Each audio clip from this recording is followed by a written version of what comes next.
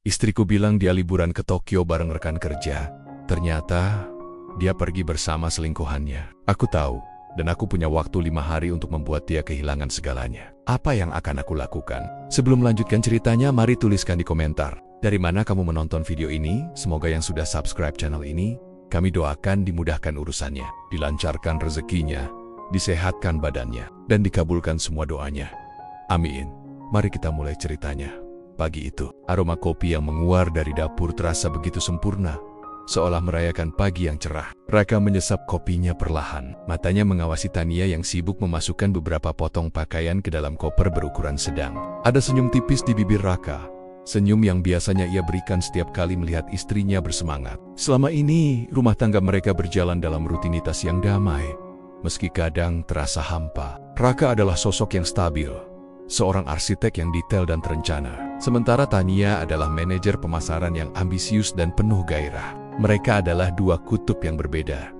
Namun selama 10 tahun pernikahan, perbedaan itu terasa seperti melengkapi. Semua sudah beres sayang, ujar Tania sambil menutup koper. Suaranya terdengar ceria, lebih ceria dari biasanya. Aku sudah cek tiket, paspor, dan itinerary. Raka meletakkan cangkirnya. Kamu yakin semua aman? Jangan sampai ada yang ketinggalan. Aku tidak bisa menjemputmu di bandara nanti. Ada jadwal presentasi penting. Tentu saja aman, Raka. Jangan khawatir, jawab Tania. Matanya berbinar. Ini kan liburan kerja, jadi semuanya sudah diatur sama kantor. Kita cuma perlu bawa diri dan menikmati. Kamu fokus saja ke presentasimu. Tania sudah membicarakan rencana ini sejak seminggu yang lalu. Awalnya, Raka tidak terlalu memikirkannya. Tania memang seringkali bepergian untuk urusan kantor. Namun, kali ini ada yang berbeda. Liburan ke Tokyo bersama rekan-rekan kantor terdengar seperti kejutan yang terlalu manis. Apalagi, Tania mengatakan liburan ini adalah hadiah dari perusahaan karena timnya berhasil mencapai target yang fantastis. Raka, yang selama ini selalu mendukung karier istrinya, merasa bangga. Ia bahkan ikut membantu menyiapkan koper dan memastikan segala kebutuhan Tania terpenuhi. Aku akan rindu, bisik Tania saat memeluk Raka dari belakang. Hanya 5 hari, tapi rasanya seperti akan lama sekali. Raka membalikkan badan, membalas pelukan istrinya dengan erat. Hati-hati di sana. Jangan lupa hubungi aku kalau sudah sampai. Saat itu, Raka benar-benar percaya. Ia percaya pada setiap kata yang keluar dari bibir Tania. Ia percaya bahwa di balik senyum hangat itu, ada cinta yang tulus. Ia tidak melihat ada kebohongan. Yang ia lihat hanyalah seorang istri yang bahagia karena mendapatkan liburan gratis. Namun, ada satu detail kecil yang mengusik benaknya. Selama mereka mengobrol, Tania selalu menggenggam ponselnya. Dan terkadang, ia terlihat salah tingkah ketika ponsel itu bergetar. Awalnya Raka menganggap itu wajar. Mungkin grup chat rekan kerjanya yang sedang heboh. Tapi, firasat aneh itu, seperti bisikan tak kasat mata, mulai merayap di sudut hati Raka. Firasat itu semakin kuat saat mereka berada di dalam mobil menuju Bandara Soekarno-Hatta. Tania terus-menerus memegang ponselnya, sesekali tersenyum sendiri melihat layar. Raka mencoba mengajaknya mengobrol, tapi respons Tania terasa singkat dan terdistraksi. Ia hanya mengangguk atau menjawab dengan gumaman. Pandangannya tidak pernah benar-benar terfokus pada Raka. Ketika Raka bertanya siapa saja yang ikut, Tania hanya menyebut nama-nama yang umum tanpa merinci. Biasa, tim kita. Itu adalah kebohongan yang terlalu sempurna. Kebohongan yang terasa hangat karena Raka ingin mempercayainya. Di lobi keberangkatan, Tania mencium pipi Raka dengan cepat. Sudah ya, aku harus cepat-cepat. Mereka sudah menunggu, katanya. Suaranya tergesa-gesa. Tania, tunggu sebentar. Raka menahan lengannya. Apa tidak ada yang ingin kamu bicarakan? Tania menatap Raka dengan mata yang tampak berbinar terlalu cerah. Ada banyak. Tapi nanti, setelah aku pulang ya, aku janji akan cerita semuanya. Dah, Tania melambaikan tangan, lalu bergegas masuk ke dalam area keberangkatan, tanpa menoleh lagi. Raka terdiam, mematung di sana. Ia melihat punggung istrinya yang menjauh, perlahan menghilang di balik kerumunan. Ada perasaan aneh yang mengganjal di dadanya, seperti ada sesuatu yang baru saja ia lepaskan. Ia berusaha mengusir firasat buruk itu, mencoba meyakinkan dirinya sendiri bahwa semuanya baik-baik saja. Raka pulang ke rumah yang kini terasa begitu sunyi. Kesunyian itu bukan hanya karena ketiadaan Tania, tetapi juga karena hilangnya kehangatan yang dulu mereka bangun bersama. Setiap sudut rumah yang ia pandang, mulai dari bingkai foto pernikahan di ruang tamu, sampai lukisan abstrak yang dibeli Tania, Semuanya seperti berbisik tentang keraguan. Ia mencoba mengalihkan pikiran dengan membaca buku di sofa. Tapi pikirannya melayang-layang. Firasat itu kembali, kali ini lebih kuat. Ada sesuatu yang tidak beres dengan liburan Tania. Keinginan untuk mencari tahu kebenaran itu membuncah. Tak terbendung, dengan tangan yang sedikit bergetar, Raka mengambil ponselnya. Ia membuka daftar kontak, mencari nama yang ia tahu bisa memberinya jawaban. Sinta, rekan kerja yang juga sahabat dekat Tania. Raka berpikir, jika ada orang yang bisa ia percayai untuk memberinya informasi, itu adalah Sinta. Ia harus tahu, meskipun kebenaran itu mungkin akan menghancurkannya. Di akhir malam itu, Raka tidak lagi merasakan kehangatan dari kebohongan Tania. Yang ada hanyalah dinginnya firasat buruk yang siap menghantamnya. Kapan saja, malam itu terasa lebih panjang dari malam-malam biasanya. Raka duduk di sofa ruang tamu. Matanya menatap ponsel yang tergeletak di meja. Pukul 11 malam, waktu yang dianggap Raka cukup aman untuk menghubungi Sinta tanpa mengganggu. Ia menarik napas dalam-dalam, mengumpulkan keberanian untuk memulai percakapan yang ia tahu akan sangat menyakitkan. Jemarinya bergetar saat mengetik pesan singkat. Sinta, apa kamu masih bangun? Balasan datang tak lama kemudian. Ya, Kak Raka, ada apa? Raka mengetik kembali, kali ini lebih hati-hati. Aku hanya ingin bertanya. Tania bilang dia liburan ke Tokyo bareng teman-teman kantor. Kamu salah satu dari mereka kan? Beberapa detik berlalu tanpa balasan. Raka bisa merasakan jantungnya berdebar kencang. Ia tahu, keheningan itu adalah jawaban yang paling mengerikan. Akhirnya pesan dari Sinta muncul. Maaf Kak Raka, tapi kami tidak ada agenda liburan ke Tokyo. Kenapa memangnya? Dunia Raka terasa runtuh. Kata-kata itu, sesederhana itu, sudah cukup untuk menghancurkan semua harapan palsu yang ia bangun. Ia mencoba menenangkan diri, menahan gejolak amarah yang mendidih di dadanya. Tidak apa-apa Sinta, tadi hanya memastikan saja. Boleh tolong jangan beritahu Tania tentang percakapan kita ini? Tentu Kak, balas Sinta. Nadanya terdengar bingung dan khawatir. Tapi, kalau kakak mau tahu, aku bisa coba bantu cek media sosial Tania. Biasanya dia paling rajin kalau pamer liburan. Raka setuju. Ia mengangguk pada layar ponselnya sendiri, seolah Sinta bisa melihatnya. Kepercayaan Raka pada Tania telah runtuh, dan ia tidak lagi peduli dengan privasi. Yang ia inginkan hanyalah kebenaran, seburuk apapun itu. Sinta dengan sigap mulai memeriksa Instagram Tania. Tak lama kemudian, ponsel Raka bergetar. Notifikasi dari Sinta. Kak, lihat ini. Jemari Raka gemetar saat membuka pesan. Ada beberapa tangkapan layar yang dikirimkan Sinta. Tangkapan layar pertama menunjukkan Instagram story Tania. Di sana, Tania berpose di depan gerbang kuil Sensoji di Tokyo. Tertawa lepas, memamerkan topi baru yang ia kenakan. Raka mengenali senyum itu. Senyum yang begitu tulus, yang sudah lama tidak ia lihat di rumah. Itu adalah senyum yang hanya keluar saat Tania benar-benar bahagia. Tangkapan layar kedua adalah unggahan foto di feed Tania. Di foto itu, Tania duduk di sebuah kedai ramen kecil, semangkuk ramen mengepul di depannya. Di seberangnya, ada sepasang tangan yang sedang memegang sumpit. Tangan itu bukan tangan Raka. Jemari itu terlalu kurus. Jam tangan yang melingkar pun bukan jam tangan miliknya. Dan yang paling menyakitkan adalah tangkapan layar ketiga. Di foto itu, Tania berpose di depan menara Tokyo. Namun, yang membuat Raka sesak napas adalah sosok yang berdiri di sampingnya. Raka langsung mengenali pria itu. Ia adalah Dika, atasan baru, Tonya. Pria yang sering dibicarakan Tania di rumah sebagai sosok ambisius dan inspiratif di foto itu. Dika merangkul pinggang Tania dengan santai, sementara Tania bersandar padanya, seolah sudah terbiasa dengan sentuhan itu. Pakaian mereka serasi, senyum mereka sama-sama mereka. Foto itu bukan hanya sekadar bukti, tapi sebuah pernyataan. Sebuah pengkhianatan yang nyata, yang dipamerkan secara terbuka di dunia maya. Raka menatap foto-foto itu berulang kali. Setiap pikselnya terasa seperti pecahan kaca yang menusuk matanya. Ia merasakan gelombang panas membakar dadanya, diikuti dengan rasa dingin yang membekukan. Hati Raka yang selama ini ia kira kokoh, kini terasa hancur berkeping-keping. Firasatnya yang ia coba abaikan, ternyata adalah sebuah kenyataan yang kejam.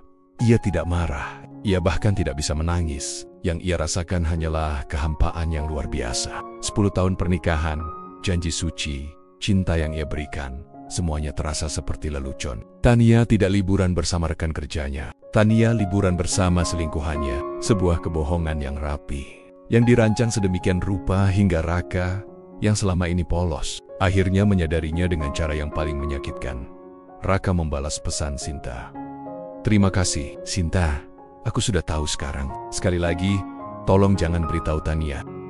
Setelah itu ia meletakkan ponselnya, menatap keheningan di sekelilingnya. Rumah ini, yang dulunya adalah istananya, dan Tania, kini terasa seperti monumen kebohongan. Di sudut-sudutnya, Raka seolah bisa mendengar tawa palsu Tania, melihat senyum palsu yang ia berikan saat kebohongan itu dirajut. Di momen itu, Raka memutuskan, ia tidak akan meminta penjelasan. Ia tidak akan berteriak. Ia tidak akan marah-marah. Ia akan membalas dengan cara yang setimpal. Bukan hanya sekadar perpisahan, tetapi kehancuran total. Raka bangkit dari sofa.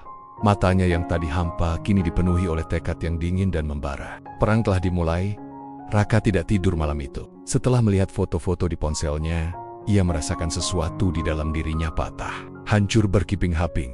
Namun anehnya, ia tidak menangis. Kemarahannya tidak meledak dalam bentuk teriakan atau benturan. Sebaliknya, kemarahan itu membeku, berubah menjadi gumpalan es yang dingin dan berat, mendiamkan setiap inci emosi di dalam dirinya. Ia bangkit dari sofa, berjalan ke arah meja kerjanya, menyalakan lampu, dan membuka laptop. Pikirannya kini bekerja seperti mesin, dingin, terorganisir, dan tanpa emosi.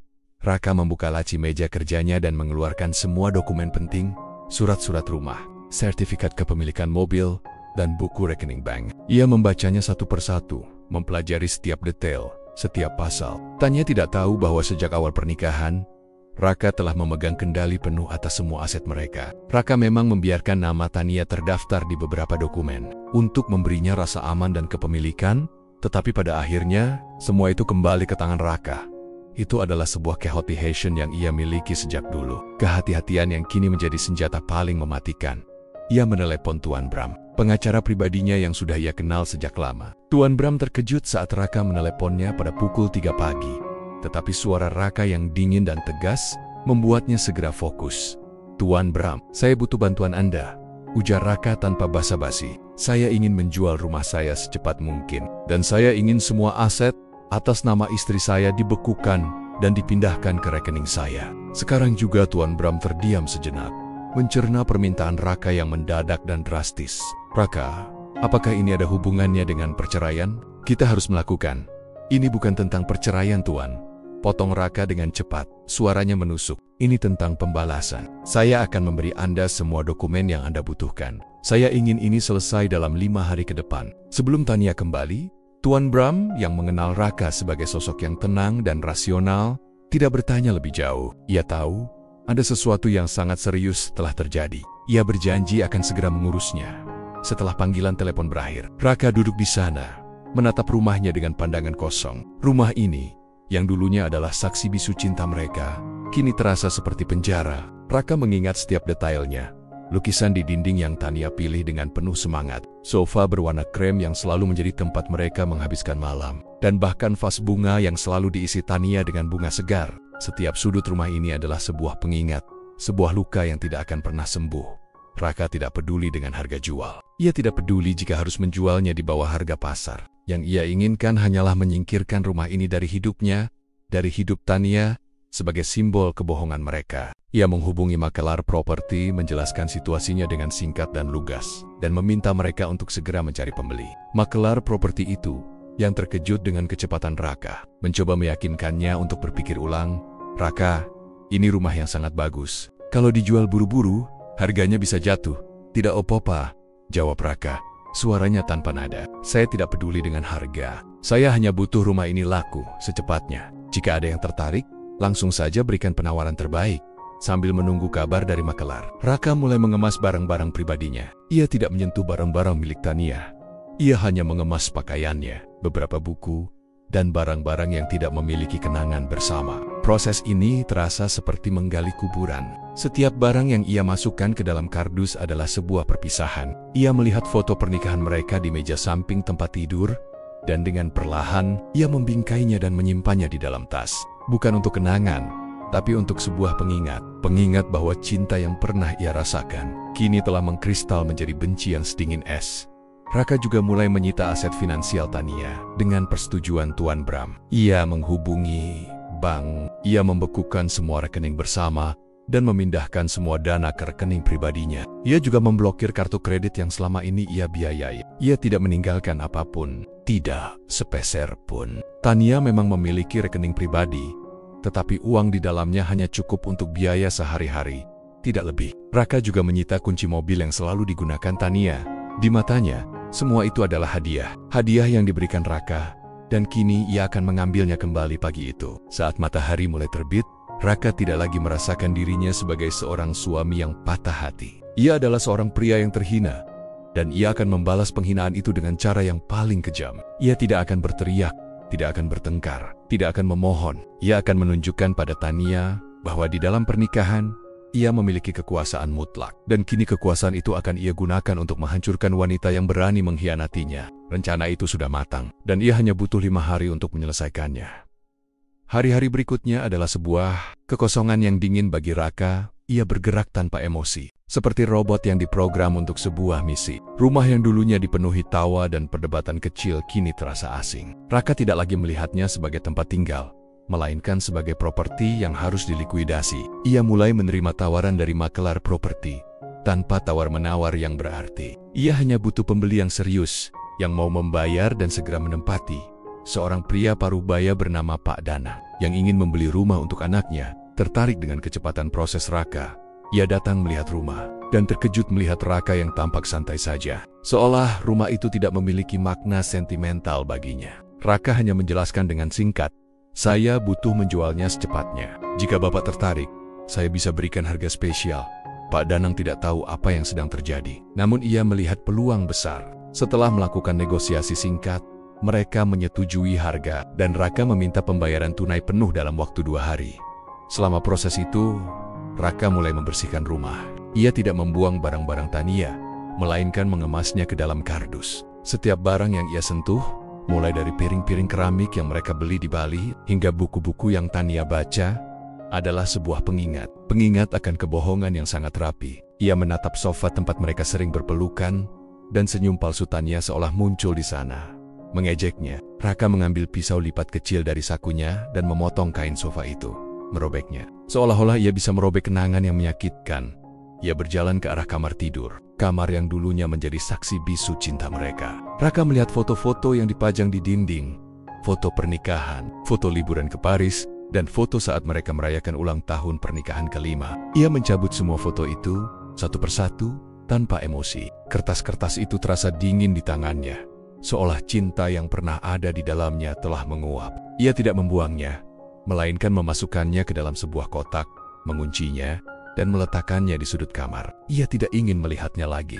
Ia hanya ingin menghapus jejak Tania dari rumah ini, menghapus dirinya sendiri dari kenangan itu ketika barang-barang pribadi Raka sudah dikemas dan diangkut ke apartemen kecil yang ia sewa. Ia merasa seperti melepaskan beban yang sangat berat. Ia tidak melihat ke belakang saat mobilnya meninggalkan rumah itu. Di Kota Spion, ia melihat rumahnya yang sudah kosong, tanpa kehangatan. Itulah yang ia inginkan. Ia ingin rumah itu menjadi kosong, tanpa jiwa, sama seperti dirinya. Ia ingin Tania kembali ke rumah yang bukan lagi miliknya. Ia ingin Tania merasakan apa yang ia rasakan.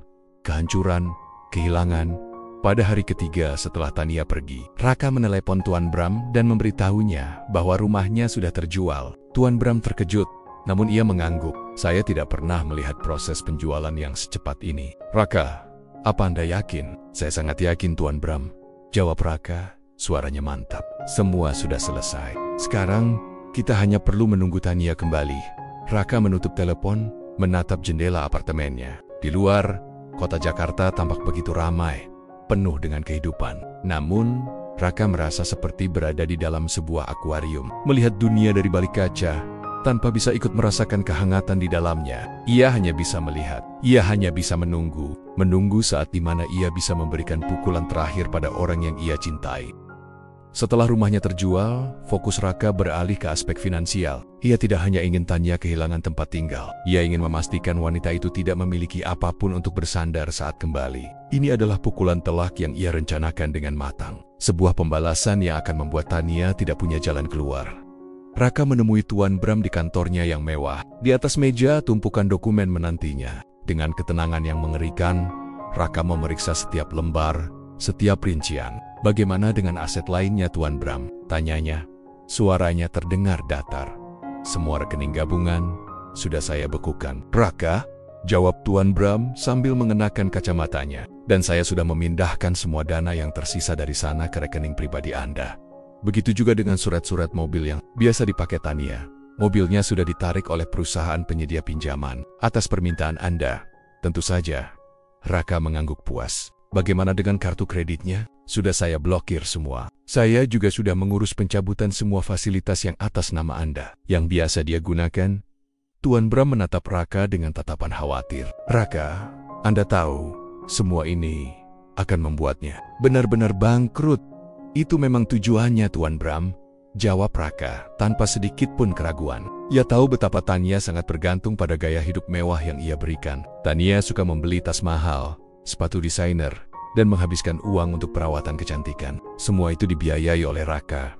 Sejak awal, Raka menyadari bahwa cintanya pada Tania telah berubah menjadi sebuah ketergantungan finansial. Tania tidak lagi mencintai Raka. Ia hanya mencintai uang Raka. Dan sekarang, Raka akan mengambilnya kembali.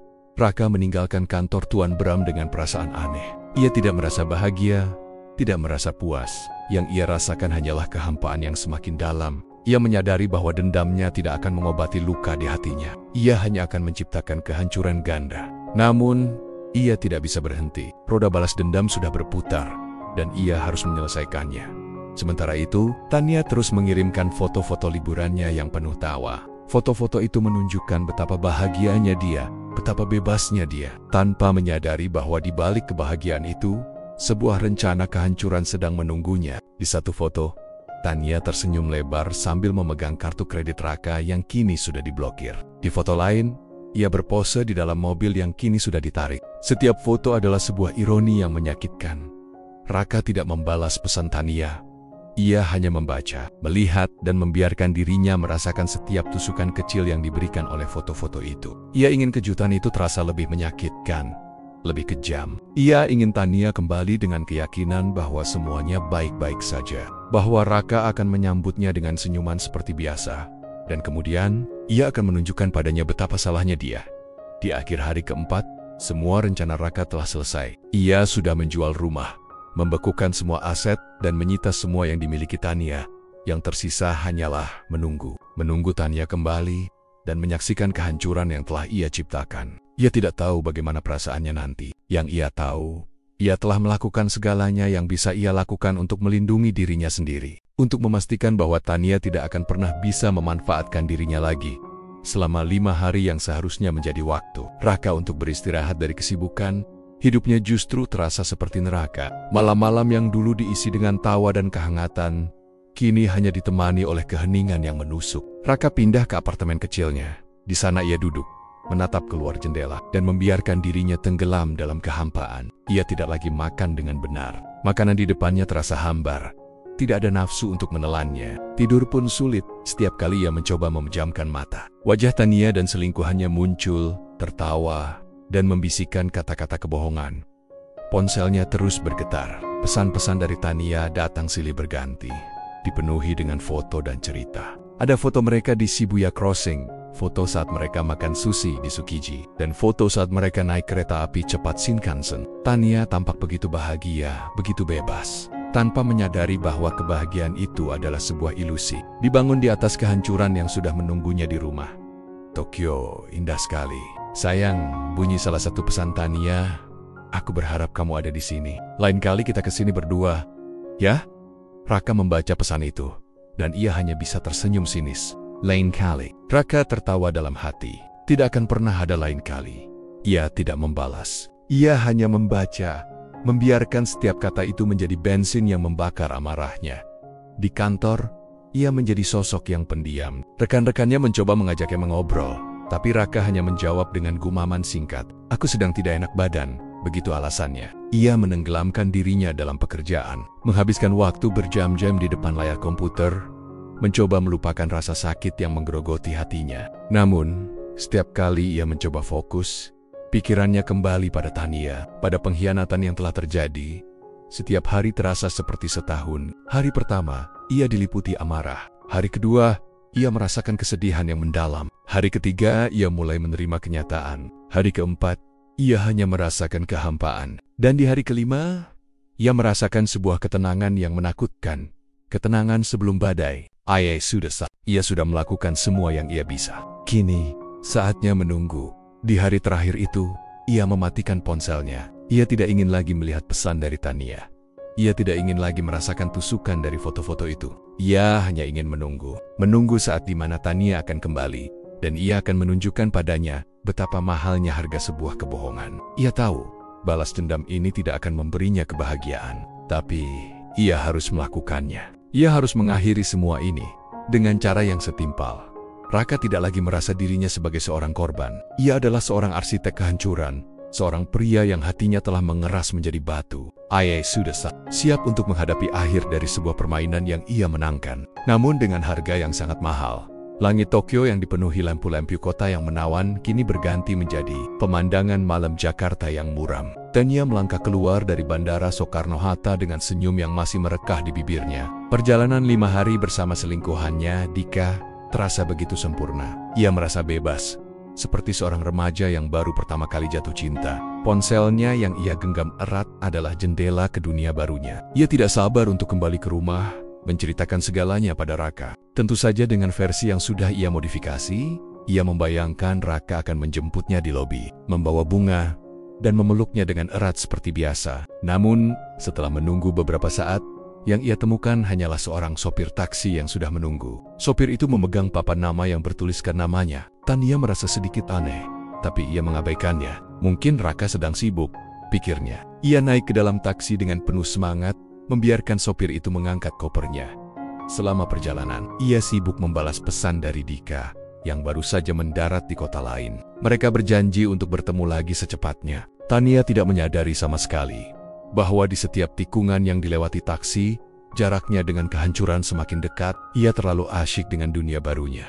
Terlalu mabuk dengan kebahagiaan palsu yang ia ciptakan. Ia bahkan tidak melihat ada yang aneh dengan rute yang diambil sopir, yang seharusnya sudah dihafalnya di luar kepala. Sudah sampai. Bu, suara sopir taksi itu memecah lamunannya. Tania mengangkat kepalanya, dan matanya melebar. Ia melihat keluar jendela. Ini adalah jalan di depan kompleks perumahan mereka, tapi ada yang aneh. Pagar rumah mereka yang dulu berwarna putih gading, kini sudah berubah menjadi abu-abu gelap. Ada mobil yang tidak dikenalnya terparkir di halaman. Jantungnya mulai berdebar kencang, firasat buruk mulai merayap di benaknya. Ia membayar ongkos taksi, dan turun, langkahnya terasa berat. Tania berdiri di depan rumah yang dulu ia sebut surga. Ia mencoba membuka gerbang dengan kunci lamanya, tapi kunci itu tidak pas. Ia mencoba lagi, dan lagi, tapi tetap tidak bisa. Pintu gerbang itu seolah mengunci kenangan mereka di dalamnya. Tidak mengizinkan dirinya untuk masuk. Dengan tangan yang gemetar, ia mencoba membuka pintu depan dengan kunci yang sama. Usahanya sia-sia. Pintu itu juga telah diganti. Tania panik. Ia bergegas mengambil ponselnya, mencoba menelepon Raka, tapi tidak ada jawaban. Ia mencoba lagi, dan lagi, tapi Raka tidak mengangkatnya. Ia mulai merasakan hawa dingin yang menusuk, bukan dari angin malam, tetapi dari kenyataan yang perlahan-lahan datang menghantamnya. Ia tahu, ada yang tidak beres. Ia tahu ini bukan lagi sekadar salah alamat. Ini adalah sebuah pertanda. Tiba-tiba, pintu depan terbuka. Seorang wanita paruh baya dengan wajah ramah muncul di ambang pintu. "Ada perlu apa, Mbak?" tanyanya. Tania menatap wanita itu dengan mata berkaca-kaca. Suaranya tercekat. "Inek, ini rumah saya." Wanita itu tersenyum kecil. Senyum yang bagi Tania terasa seperti cemoohan. "Maaf, Mbak, sepertinya Anda salah alamat. Ini rumah kami sekarang. Kami baru saja membelinya dari Bapak Raka." Seketika itu juga, dunia Tania terasa runtuh. Kata-kata wanita itu menghantamnya seperti palu godam. Rumahnya, yang ia pikir akan menjadi tempatnya kembali, kini sudah menjadi milik orang lain. Ia mencoba menelepon Raka lagi, kali ini dengan nada histeris. Ponsel Raka berdering di saku jaketnya, tapi Raka hanya melihatnya bergetar dan tidak mengangkatnya. Yang Raka kirimkan hanyalah pesan singkat yang dingin, "Cek emailmu." Tania membuka aplikasi email di ponselnya. Ada lusinan pesan baru, semua dari Raka dan pengacaranya. Matanya memindai dengan cepat, membaca judul-judulnya. Dokumen penjualan properti, pembekuan rekening bank, pernyataan penarikan aset. Di bawah semua dokumen itu, ada sebuah kalimat yang ditulis dengan huruf tebal dan miring. "Selamat datang di realitas barumu. Aku tidak bisa menerima kebohonganmu. Dan sekarang, kau akan merasakan akibatnya." Tania berdiri di depan pintu yang bukan lagi miliknya. Ponselnya terasa begitu berat di tangannya. Matanya memindai layar, membaca kalimat-kalimat yang terasa seperti hantaman keras. Dokumen penjualan properti, pembekuan rekening bank, pernyataan penarikan aset. Setiap judul adalah sebuah palu yang menghancurkan satu persatu ilusi yang ia bangun. Ia mencoba bernapas, tapi rasanya paru-parunya hampa. Wanita pemilik rumah baru itu menatapnya dengan pandangan penuh belas kasihan. "Mbak, apa Mbak baik-baik saja? Mau minum dulu?" Tania tidak menjawab. Dunia di sekitarnya terasa kabur. Ia tidak peduli dengan wanita itu. Pikirannya hanya dipenuhi oleh Raka. Bagaimana bisa? Bagaimana Raka bisa melakukan ini? Tania pikir ia sudah merencanakan semuanya dengan sempurna. Ia pikir Raka adalah sosok yang polos dan terlalu mencintainya untuk curiga. Tapi ia salah. Ia salah besar. Kebohongan yang ia anggap remeh kini telah kembali sebagai mimpi buruk yang nyata. Ia dengan panik menelepon Dika. Ponselnya berdering, dan setelah beberapa saat, Dika mengangkatnya. Suaranya terdengar lelah. "Halo Tania?" "Ada apa Dika?" "Kamu harus bantu aku." Suara Tania tercekat. "Raka, dia menjual rumah. Dia membekukan semua rekeningku. Aku tidak punya apa-apa lagi." Ada jeda yang panjang di seberang sana. Tania bisa mendengar suara Dika menarik napas dalam-dalam, seolah sedang mengambil keputusan yang sulit. "Maaf Tania, tapi aku tidak bisa membantumu." "Apa? APM? Kita kan..." "Aku tidak bisa membantumu," potong Dika. Suaranya kini terdengar dingin dan tanpa emosi. "Aku tidak bisa mempertaruhkan reputasiku. Keluarga dan karirku lebih penting.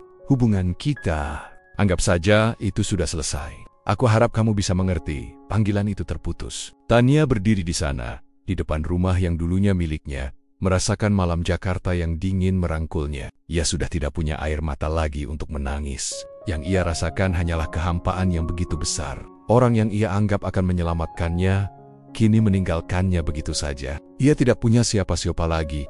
Ia mencoba menghubungi teman-temannya, tapi tidak ada yang bisa membantunya. Mereka semua terkejut dengan apa yang terjadi, tapi tidak ada yang bisa memberikan bantuan finansial. Tania tidak bisa kembali ke rumah orang tuanya. Ia sudah berbohong pada mereka tentang betapa sempurna pernikahan dan hidupnya. Ia tidak bisa menghadapi mereka dengan kehinaan ini. Di saat itulah, Tania menyadari, semua yang ia miliki, semua yang ia anggap sebagai miliknya, ternyata hanyalah hadiah dari Raka. Rumah, mobil, bahkan kebebasan finansial yang ia nikmati. Semuanya berasal dari Raka. Dan dengan satu kebohongan, Raka mengambilnya kembali. Ia tidak hanya kehilangan harta, tapi ia juga kehilangan harga dirinya, kehilangan kebanggaan yang ia miliki. Malam itu, Tania akhirnya mengerti. Bukan Raka yang kehilangan segalanya, tapi dirinya. Malam itu, Tania tidak punya tujuan. Koper yang ia seret terasa begitu berat, bukan karena isinya, tapi karena beban kenyataan yang menusuknya. Ia berjalan menyusuri trotoar Jakarta yang ramai, tetapi ia merasa begitu sendirian. Tidak ada lagi mobil mewah yang menunggunya, tidak ada lagi kartu kredit yang siap dibelanjakan. Ia hanya seorang wanita dengan koper, tanpa uang, tanpa rumah, tanpa siapa-siapa. Ia duduk di sebuah bangku taman yang dingin, di bawah lampu jalan yang berkelip. Air matanya sudah kering, digantikan oleh rasa sesak yang tak terlukiskan. Ia melihat sepasang suami istri muda berjalan, bergandengan tangan, tertawa riang. Pemandangan itu memutar kembali kenangan masa-masa awal pernikahannya dengan Raka. Dulu, mereka juga seperti itu, penuh cinta, penuh tawa, dan penuh mimpi. Tania mengingat betapa Raka begitu tulus mencintainya, memanjakannya, memberikan segalanya. Namun, Tania mengkhianati ketulusan itu. Ia menganggap semua kebaikan Raka sebagai hal yang biasa, dan menganggap cinta Raka sebagai sesuatu yang bisa ia manipulasi. Ia mengambil ponselnya, yang layarnya kini terasa seperti cermin yang memantulkan kebodohannya. Ia menelusuri galeri foto. Bukan foto-foto liburan Tokyo, melainkan foto-foto lama bersama Raka. Foto saat mereka merayakan ulang tahun pernikahan di Bali. Foto saat Raka memberinya kejutan makan malam romantis. Dan foto saat mereka pertama kali melihat rumah ini. Rumah yang kini sudah menjadi milik orang lain. Setiap foto adalah sebuah tamparan. Setiap foto adalah pengingat. Betapa bodohnya ia telah membuang permata yang begitu berharga, hanya demi sebuah kebahagiaan yang semu. Di malam yang dingin itu, di tengah hiruk-pikuk kota, Tania akhirnya mengerti apa yang Raka maksud dengan realitas baru. Realitas yang kejam, yang ia ciptakan sendiri. Ia tidak lagi peduli dengan uang atau kemewahan. Yang ia inginkan hanyalah kembali ke masa lalu. Kembali ke pelukan Raka, kembali ke rumah itu, dan memperbaiki segalanya. Namun, Ia tahu itu tidak mungkin. Raka sudah pergi. Rumah itu sudah terjual. Dan ia kini adalah seorang gelandangan yang kehilangan segalanya. Bahkan harga dirinya. Tania menghabiskan malam itu di sebuah bangku taman.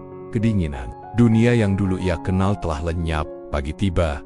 Dan ia bangun dengan rasa sakit di seluruh tubuhnya. Ia merasakan pandangan aneh dari orang-orang yang melintas, menatapnya seperti seorang pengemis. Padahal, ia adalah Tania, wanita yang dulu memiliki segalanya. Ia berjalan tanpa arah. Tas tangannya yang berisi barang-barang sisa terasa begitu berat, dan koper di sampingnya terasa seperti sebuah monumen kegagalan. Ia mencoba menelepon teman-temannya lagi, namun tidak ada yang mengangkat. Mereka semua sibuk dengan kehidupan mereka sendiri. Di sisi lain kota, Raka duduk di kantornya. Ia menatap keluar jendela, melihat jalanan yang ramai. Ponselnya yang ia nyalakan kembali, kini dipenuhi oleh notifikasi yang menumpuk. Beberapa pesan dari Sinta, yang menanyakan apakah ia sudah tahu kabar tentang Tania. Beberapa pesan dari makelar properti, yang mengatakan semuanya sudah beres. Dan puluhan pesan dari Tania. Raka tidak membukanya. Ia tidak peduli. Ia sudah memenangkan pertempuran ini. Tapi ia tidak merasakan kemenangan.